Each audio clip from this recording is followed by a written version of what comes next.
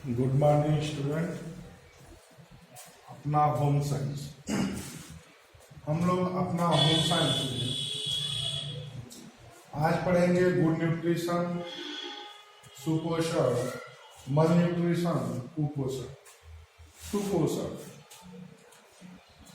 अपना home science में सुपोषण, उचित पोषण। कोई भी बालक हो या व्यक्ति हो, उसको उचित पोषण ही लेना चाहिए। एक उचित पोषण लेने वाला व्यक्ति हमेशा हंसता, मुस्कुराता हुआ रहेगा, वह स्वस्थ रहेगा, उसके बाल अच्छे रहेंगे, उसकी आंख अच्छी रहेगी, उसकी पर्सनालिटी भी अच्छी रहेगी।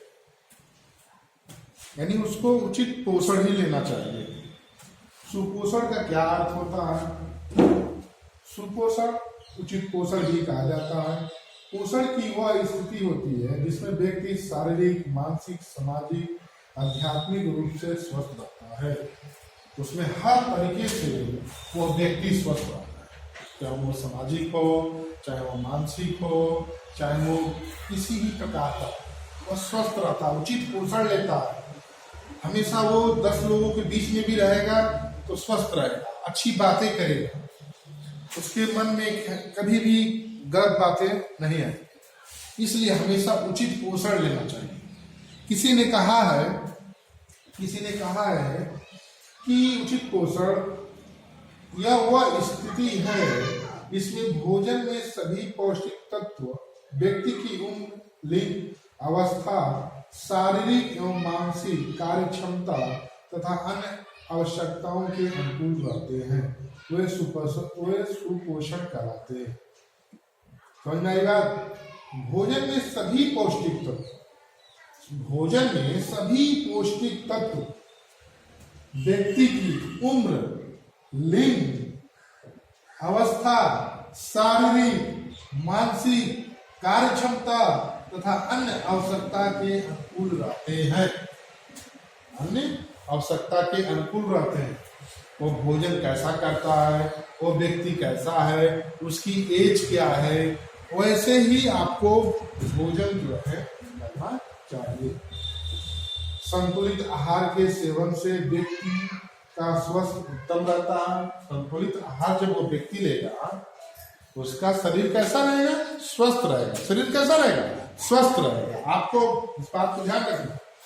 कार्य करने की क्षमता बढ़ती है, एकाग्रता बनी रहती है, थकान का अनुभव नहीं होता। यदि वह संतुलित भोजन कर रहा है तो उसको थकान का अनुभव नहीं होता, क्योंकि वो अच्छा भोजन कर रहा है, संतुलित भोजन कर रहा है। आप ध्यान से बातों को सुनिएगा। जल्दी वो थकता नहीं है। व्यक्ति प्रसन्नचित, उत्साह, उल्लास से भरा होता है। वह व्यक्ति कैसे भरा होता है? प्रसन्नचित रहता है, उल्लास से भरा होता है, उसके अंदर जोश डबल होते हैं। कोई भी कार्य आसानी से कर सकता है, क्योंकि उल्लास से वो भरा हुआ है।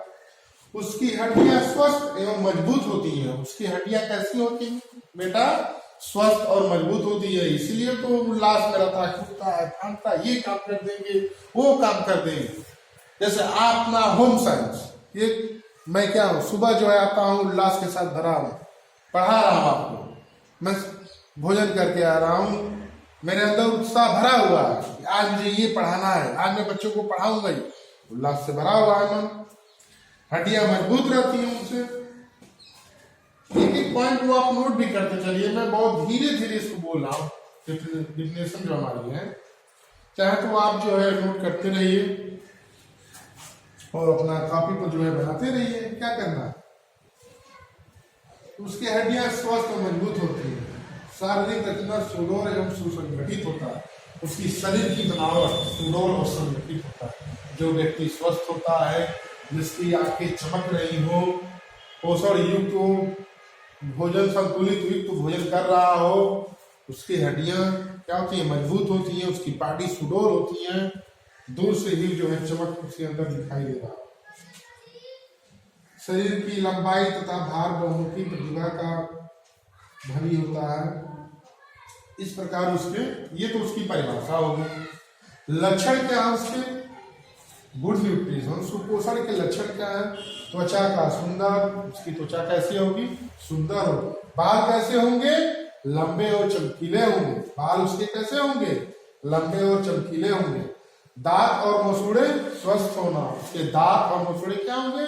स्वस्थ होंगे। दांत सफेद होगा, गंदगी किसी प्रकार में नहीं होगा उसके दांतों के नीचे। पाचन क्रिया सही होगा, सबसे बड़ी बात है एक स्वस्थ व्यक्ति का पाचन क्रिया क्या होगा? अच्छा। नाक कान और आंखें दोष रहित तो होंगी। अगर वो संतुलित भोजन कर रहा है तो उसकी नाक, कान और आंखें क्या होंगी? संतुलित होंगी। इसके अलावा भी बहुत से पॉइंट हैं, चाहे तो आप नोट कर सकते हैं, लेकिन कुछ पॉइंट जो है मुख्य हैं जो एग्जाम में आने की संभावनाएं ज्यादा है और एग्जाम में आते भी है कि सुपोषण 4 ऑप्शन दे दिया। त्वचा का सुंदर, बाल लंबे होना, दांत मसूड़े का स्वस्थ होना, पाचन क्रिया का सही होना। आपका क्या होगा? आला।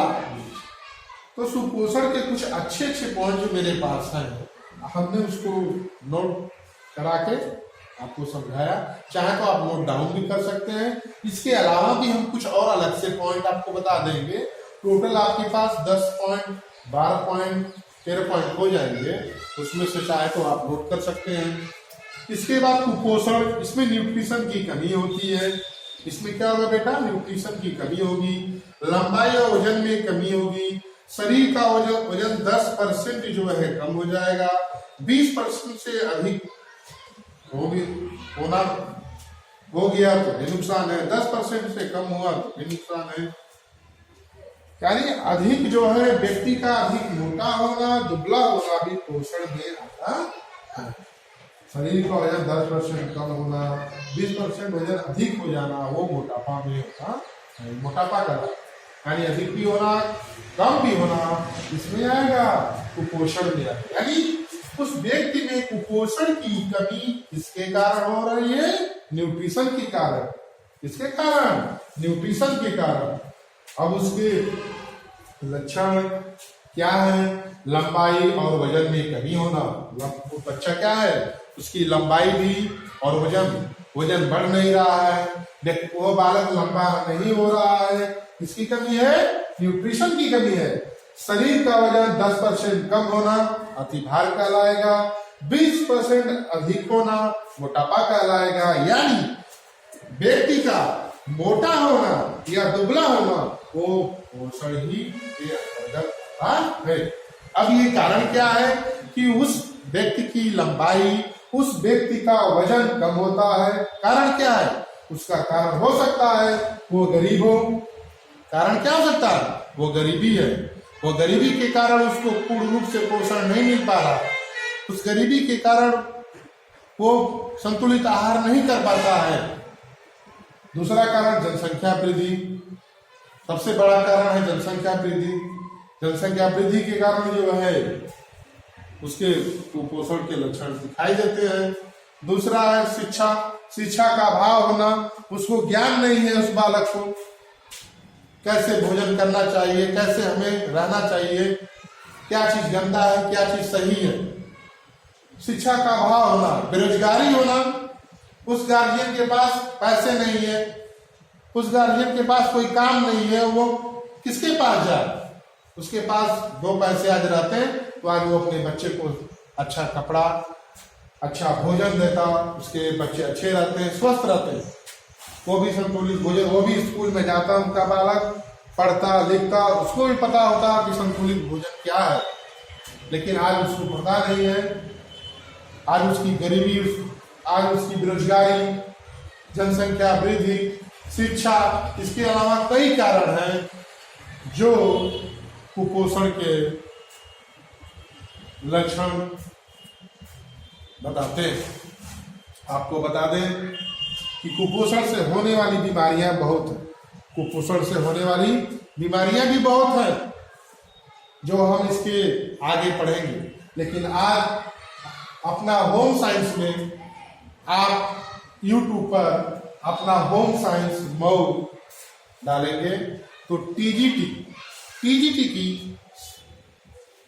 अच्छी कोचिंग उन बच्चों के लिए जो घर पर 1 घंटा 2 घंटा समय निकालकर पढ़ सकता है, उसके लिए टीजीटी होम साइंस, टीजीटी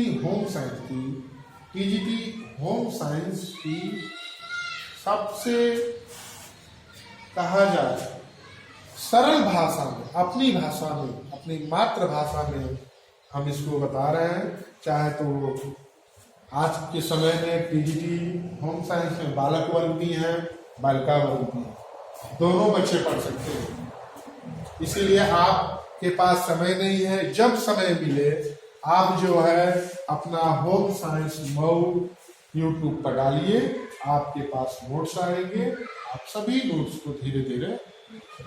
तो आज हमने गुड न्यूट्रिशन में पढ़ा है सुपोषण क्या है, वो उचित पोषण, उसका परिभाषा, उसका अर्थ बताया गया, लक्षण बताया गया।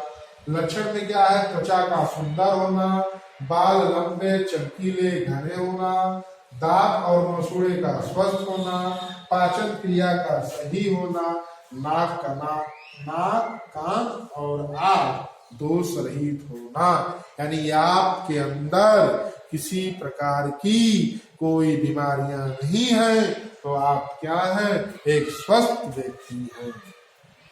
आप उचित भोजन करते हैं, आप संतुलित भोजन करते हैं। मेरे प्यारे बच्चों, आप संतुलित भोजन करिए, आप संतुलित भोजन करेंगे, आप स्वस्थ रहेंगे, आप सुपोषण के अंतर्गत आएंगे। आप संतुलित भोजन नहीं करेंगे, आपके अंदर न्यूट्रिशन की कमी है, तो आप कुपोषण के अंतर्गत आएंगे। इसके क्या क्या लक्षण है, आपकी लंबाई और वजन में कमी, आपके लंबाई और वजन में कमी, शरीर का वजन 10% कम होना, 10 पर 20% अधिक होना, ये मोटापा में आएगा। कारण क्या है, कारण क्या है, गरीबी। कारण क्या है, गरीबी। गरीब होने के कारण वह बालक, वह व्यक्ति संतुलित आहार नहीं ले पाता है, उसके अंदर न्यूट्रिशन की कमी होती है। कारण क्या है, जनसंख्या वृद्धि। कारण क्या है, शिक्षा है, वह बालक स्कूल नहीं जाता है, वो पढ़ता नहीं है, उसको कुछ पता नहीं है संतुलित भोजन क्या है। कारण क्या है, बेरोजगारी। कारण क्या है, बेरोजगारी। उसके गार्जियन कहीं जा नहीं पाते हैं, 2 पैसा उनके पास आता नहीं है कि वो अपने बालक को शिक्षा दे, वो अपने बालक को अच्छे भोजन दे। ये सब क्या है, कारण। मेरे प्यारे बच्चों, अपना होम साइंस मऊ में आज हम पढ़े सुपोषण और कुपोषण। सुपोषण क्या है, उसके लक्षण क्या है, कुपोषण क्या है, उसके लक्षण क्या है। अब हम लोग आगे जो है, जो भी नेक्स्ट वीडियो आएगी, उसके बाद जो टॉपिक होगा वही आएगा। Thank you.